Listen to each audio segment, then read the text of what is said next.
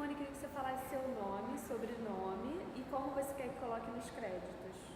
Meu nome é Simone, meu sobrenome é André e pode ser Simone André nos créditos. A criação do evento, né, da exposição e a fotografia do Guilherme Correia.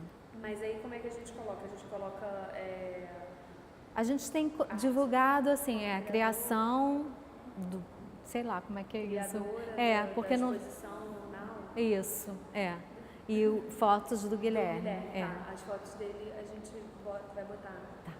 E eu queria que você me contasse por que você decidiu criar essa exposição e falar de Monteiro Lobato. Então, a primeira coisa é que eu sou formada, fiz especialização em literatura infantil e em 2017 eu fiz essas intervenções em livros, pensando em homenagear mesmo, que eu estava trabalhando numa biblioteca, pensando em fazer disso uma forma de chegar nas crianças e tal. E aí eu chamei o Guilherme para tirar foto.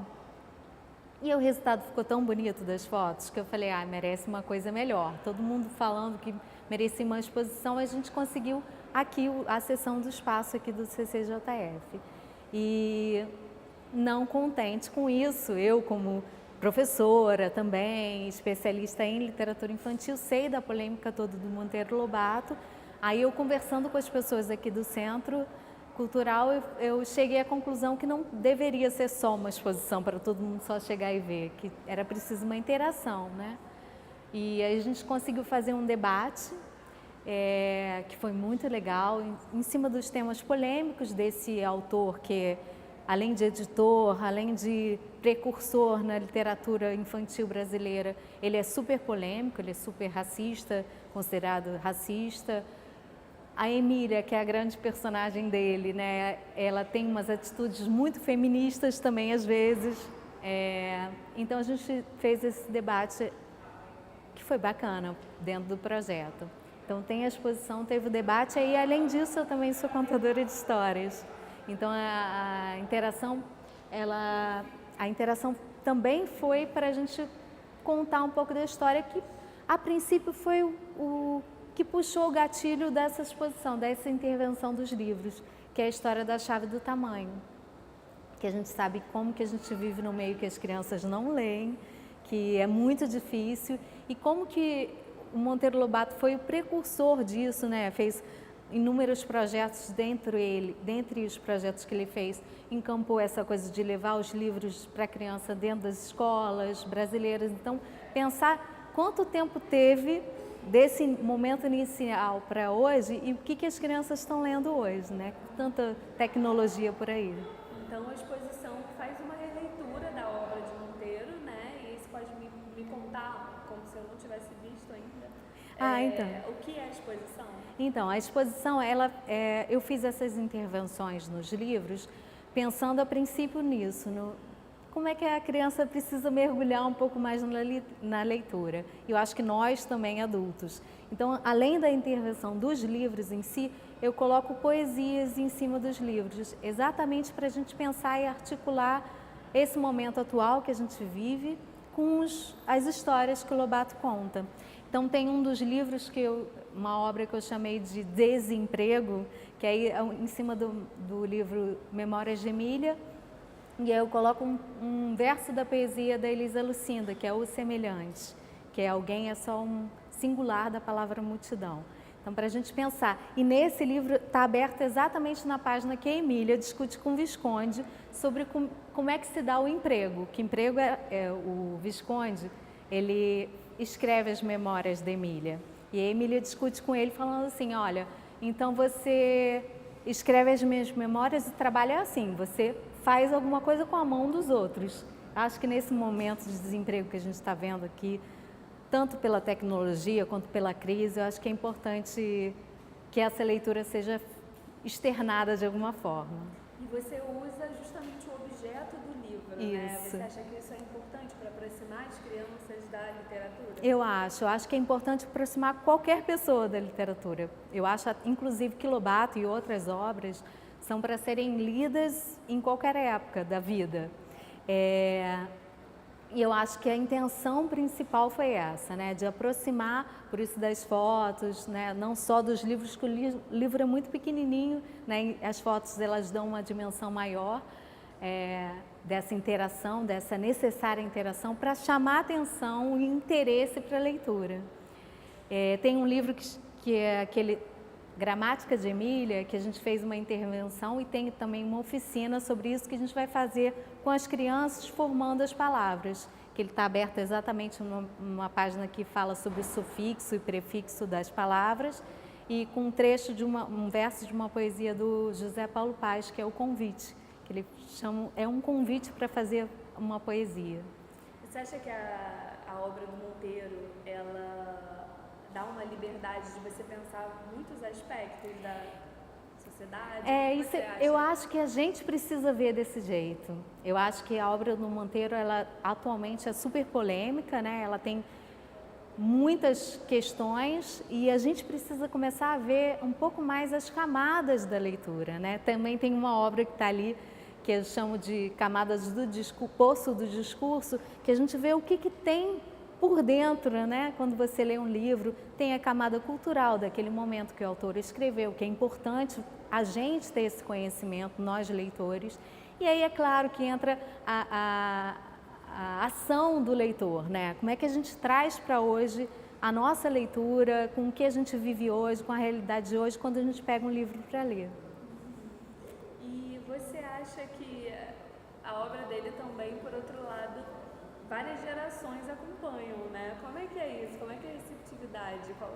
São várias idades que vêm desse... Eu acho que a intenção da exposição é essa, que a gente tenha a participação de todas as idades, por isso das oficinas e por isso também a contação de histórias, para a gente ter a interação. Exatamente porque o Lobato, ele foi um autor que minha avó leu, minha mãe leu, minha avó acho que não, né? Mas minha mãe leu, eu li, né? Eu li muito por causa da escola, mas as crianças novas já não estão lendo muito. Então, como é que a gente faz com que a obra seja o principal ponto de contato entre essas gerações? Então, entra aí a necessidade da crítica, de uma releitura e tal. E você falou também que ela foi inspirada no conto do Tamanho da Chave. Você pode contar um pouquinho? Isso. A história da Chave do Tamanho do Lobato é um livro que a Emília vai, e por causa da guerra, que o Lobato escreveu isso na época da Guerra Mundial, e a Emília vai diminuir a chave do tamanho, pensando em acabar com a guerra. Ela acaba acabando com o tamanho, e todo mundo fica pequenininho. E aí essa intenção passou para a gente fazer essa colagem das fotos das crianças mergulhando e tal. E aí por isso também que tem a contação que vem aos sábados, vai ter aos sábados aqui, sábado dia 18 de maio, às 4 horas da tarde, a gente vai ter a contação. E Emília faz, assim, apronta muito, é muito divertida o livro em si, e é muito divertido o que a gente está aprontando, preparando para a contação de histórias, que ela entra em contato com esse universo pequeno, né, dos insetos, e ela descobre como é que nesses insetos existe tanta tecnologia que a gente não conhece, né? E aí ela entra em contato também com a recriação de uma nova sociedade, uma sociedade balde, que ela chama, a Cidade Balde, que é um pesquisador de uma universidade que fica muito pequenininho e começa a criar outras formas de se viver, de se viver mesmo, né, em sociedade, como construir casas, como fazer roupas, como comer. É muito legal. Acho que vale a leitura. E você acha que isso é importante? É uma reflexão importante no dia de hoje? Eu acho que hoje em dia é essencial que a gente pense nessa questão ecológica mesmo, na questão de subsistência, na questão de... Como é que é o nome daquela palavra? Não é sobrevivência, não, é que está na moda agora. Peraí que eu esqueci. Pode tirar um pouquinho? Tá. Acho que aí foi menos.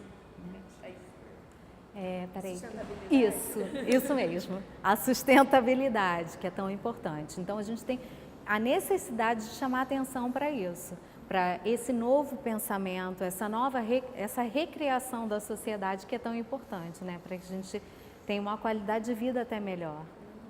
E os visitantes que vêm na quinta-feira, isso. uma visita guiada. Isso. Né? Aí eu estou toda quinta-feira aqui para isso, para explicar, para contar alguma coisa, para falar sobre os livros. Então, sempre que quiser vir até aqui o Centro Cultural, podendo vir na quinta, eu estou aqui para receber. Faltou alguma coisa? Acho que não.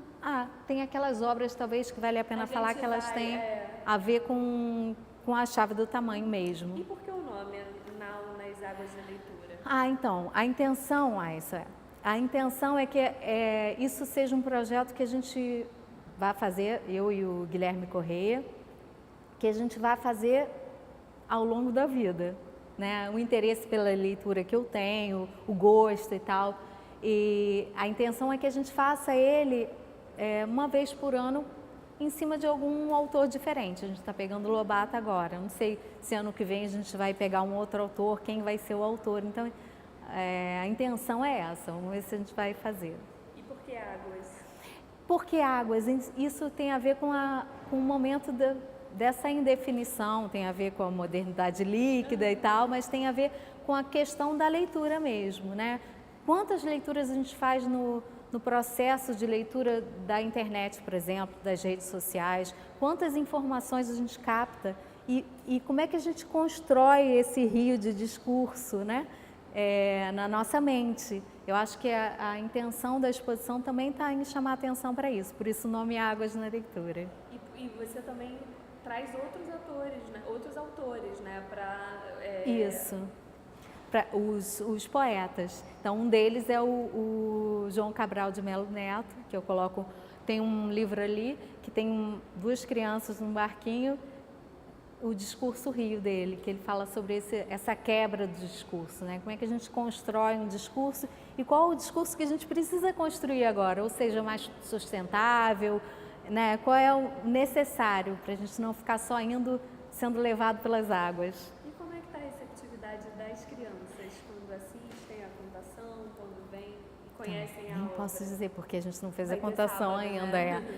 Eu não tenho essa interação de criança ainda, porque eu tenho o CCJF que ficou de marcar e ainda não marcou com as turmas. Vai ser esse sábado. Vai ser esse sábado. Tomara. A criança a gente não tem. A gente só teve até agora os adultos com o seminário e a gente vai começar a embarcar mais nesse lado infantil agora. Só então me enumerar, tem a exposição com fotografia, tem os objetos, aí teve seminário, contação. Isso.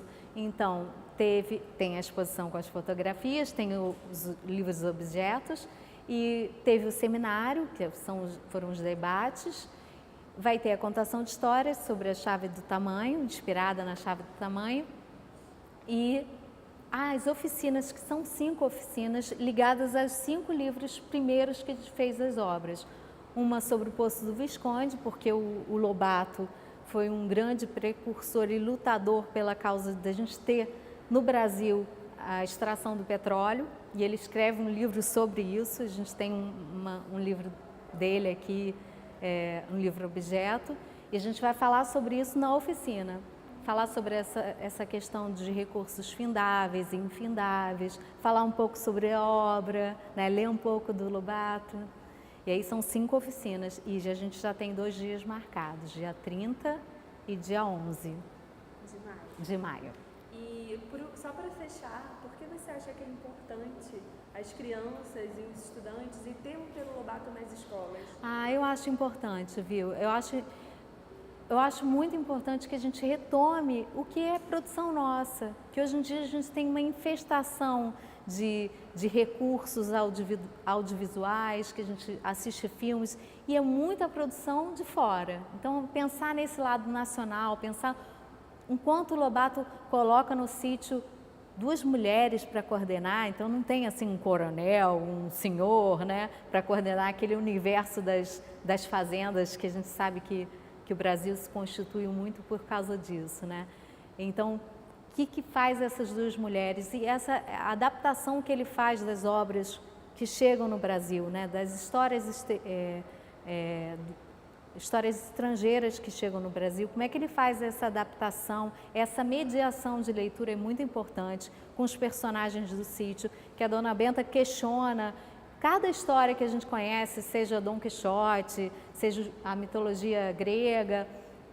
Aí a Dona Benta questiona e tem um debate mesmo entre a Emília, o Pedrinho e a Narizinho e o Visconde, sobre as obras, se vale a pena, se não vale. Então, acho que é sempre importante que a gente leia.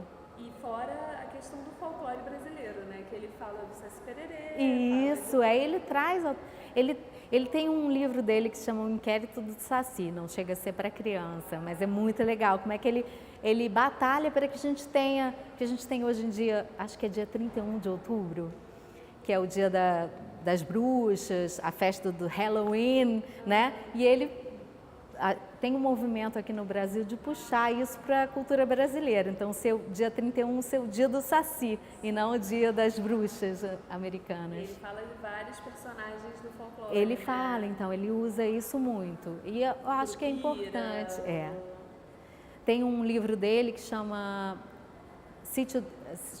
O Pica-Pau Amarelo, que ele faz, a Dona Benta chama para dentro do sítio e coloca as fábulas e as lendas em lugares específicos. Então tem as fábulas num lugar, a história da Branca de Neve num outro lugar. Ela dá limite para essas questões. É importante pensar nesses limites que nós, né, brasileiros, a gente recebe muita coisa de fora sem ter essa valorização nacional. Agora tem aí a lei que a gente discutiu, né, sobre a história indígena e a literatura indígena, a história negra, a literatura africana. E é importante que isso faça parte do nosso conhecimento, da nossa escola. Obrigada. Obrigada. Muito obrigada. Tchau. Bom, pode ir. Então, o nome dessa obra aqui é Fóssil. Exatamente para a gente pensar nessa questão do poço do petróleo, né? E o livro é O Poço do Visconde, que fala exatamente sobre como ele praticamente ensina como se extrai petróleo no Brasil. A gente sabe da polêmica dele, da tentativa dele conseguir extrair petróleo aqui no Brasil naquela época, acho que 1935 por aí. E aqui, nesse livro, eu coloco um trechinho, um versinho de uma poesia da Cecília Meirelles, que é Liberdade das Almas, é com letras que se elabora, para a gente pensar nisso, né? O quanto que a gente tem da riqueza da extração do petróleo no Brasil e o quanto que a gente deixa de lado essa questão da educação, da formação das crianças e tal. É bem legal. Aqui é o desemprego. Em cima do livro Memórias de Emília, né, no capítulo em que ela discute com o Visconde exatamente sobre essa questão de que o trabalho é com a mão dos outros que a gente faz, eu coloco esses meninos negros mergulhando e um verso da poesia da Elisa Lucinda, que é Alguém é só o singular da palavra multidão, para a gente pensar mesmo o quanto que de desemprego a gente tem hoje em dia. E aí tem um trechinho, Discurso Rio, da poesia do João Cabral de Melo Neto, para a gente pensar também nesse discurso que a gente faz e desfaz, como é que a gente lida com isso. Essa obra aqui é Substantiva Concreta, que eu dei esse nome, que é em cima do livro da Gramática de Emília, e é exatamente para a gente brincar com as palavras. Vai ter uma oficina sufixo, formando neologismos, né? A convite do José Paulo Paz, que tem o trechinho, tem o menino mergulhando, está escrito poesia aqui, na foto dá para ver melhor. E ele, na água do rio, é sempre nova como a água do rio. Agora vem mais pra cá ou tá bom? O nome, o Poço de Discurso, porque a gente sabe quanto a gente compõe, né, durante essa longa trajetória da literatura infantil, pelo menos, a gente compõe um arsenal nosso, ou um arsenal é muito bélico, né? um dicionário, um catálogo nosso. E aí eu cavoquei aqui e deram algumas, mitologia grega, mitologia da Índia, fábula moderna, tudo isso está dentro da nossa cultura, né? Da nossa formação. E tem aqui um trecho de uma poesia que, na verdade, é um livro-poema do Ferreira Goulart, que vai se formando, as palavras vão se formando com a passagem das páginas, O Formigueiro, para a gente pensar nessa... Aqui tem uma coisa, um detalhezinho miúdo. Miúdo, né? Que é escrito miúdo. Na exposição também tem uma outra coisa, que são esses dois livros que também fazem parte, Joana d'Arc e Charlie Chaplin, para a gente pensar nessa criação, né, nessa composição de leitura que a gente faz na mente, que eu acho que é bacana, por isso que se chama Nas Águas da Leitura. Isso aqui é Desinventário. Na verdade, da Emília, né? O livro é a história das invenções e o Lobato, nessa época que ele escreve, ele vai questionar, nessa época industrial, ele vai questionar e vai falar sobre os membros humanos, né? A voz com rádio, a imagem com a TV ou com a foto, as máquinas, o pé com a roda, com o avião e tal. E aí, isso aqui é engraçado, porque é engraçado ou tétrico, porque quando eu fiz essa espécie de rio, cachoeira, foi um dia antes de cair aquele toró aqui no Rio. Eu falei, meu Deus. Eu indico a visita à exposição, eu indico sempre uma lupinha ou no celular que você possa ampliar e que você possa formar palavras, frases em cima dessas letras. Para ler de perto, né? Para ler com cuidado. Chama Desinventário, é isso. Quais são as palavras que... isso aqui é uma poesia da Marina Colasanti, que também adoro. Então, todos os poetas que estão aqui são meus poetas do coração. Então, avião faz-se ave. Então, como é que o Lobato vai compor essa questão da tecnologia nessa época industrial e como a gente pode pensar a tecnologia hoje, né? Sim, a mistura, né, da tecnologia com... Aqui estão as fotos, então tem uma foto de cada um dos livros. Essa aqui é daquele livro lá do Poço do Visconde. Essa aqui é desse livro do Poço de Discurso, do livro do Pica-Pau Amarelo. Esse aqui é da Gramática da Emília. Esse também, tá vendo? Dá para ver mais no detalhe. Está escrito poesia, a formação de palavras. Esse também é o Poço do Visconde, que eu adoro essa foto, que tem o mar atrás, é muito legal. O Guilherme conseguiu retratar bastante. Esse é o detalhe mesmo do trecho da poesia da Elisa Lucinda ali, o Discurso Rio. O menino mergulhando no livro, também do Poço do Visconde. E esse aqui que acaba sendo o nosso carro-chefe, que é um menino quase surfando no livro, né? E em cima tem uma poesia da Cecília Meirelles, quer dizer, um trecho, né?